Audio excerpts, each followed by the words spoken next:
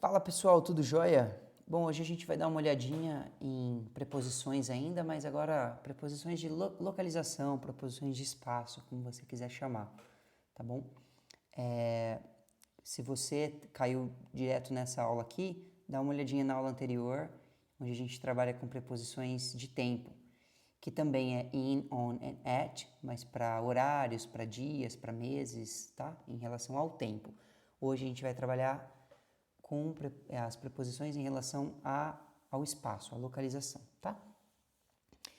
Então, olha só, o in a gente usa, e eu gosto de frisar isso, porque quando a pessoa entende isso, fica mais simples. A gente usa para o bairro, a gente usa para a cidade, a gente usa para o estado e a gente usa para o país, o in. Então, notem que tem uma sequência, né? Você sai do bairro e vai até o seu país, usando in, tá? Então, olha alguns exemplos aqui. In Brazil, in China, no Brasil, na China. Em São Paulo, em New York, em São Paulo, em Nova York. Em Campinas, em Atlanta, em Campinas, em Atlanta, tá? E, finalmente, o bairro ali. Em Itaici, em São Pedro, em Itaici, em São Pedro. Tá bom? On a gente vai usar para ruas e avenidas. Então, um exemplo de ruas aqui. On 13 de Maio Street, on Oxford Street, na rua 13 de Maio, na rua Oxford e assim por diante. Tá? Em avenidas, on Kennedy Avenue, na Avenida Kennedy. Tá bom? E o at a gente usa para um endereço específico. Tá? Por exemplo, at 1389 Campos Sales Street, em Indaiatuba. Na rua Campos Sales, 1389, em Indaiatuba. Então, quando você dá o endereço completo, tá bom? Já vou aproveitar que a gente está falando de endereço e vou ler aqui embaixo, ó. Para falarmos um endereço completo em inglês, sempre começamos com o número.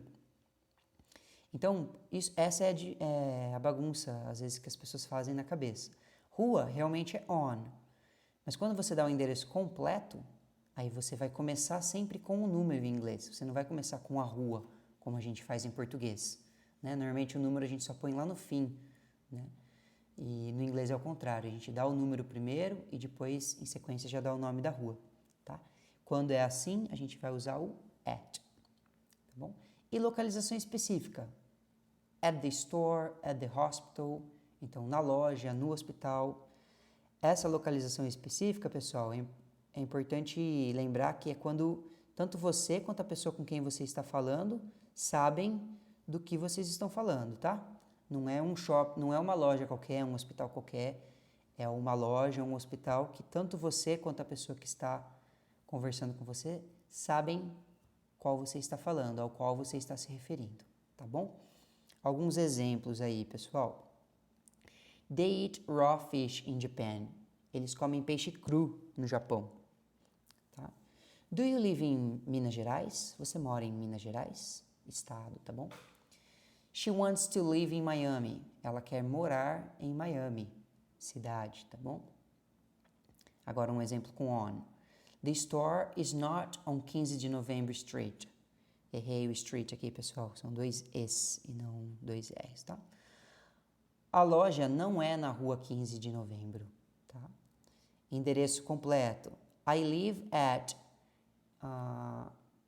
1685 Campos Street, Itaici, Indaiatuba, São Paulo. Moro na rua Campos, 1685, Itaici, Indaiatuba, São Paulo.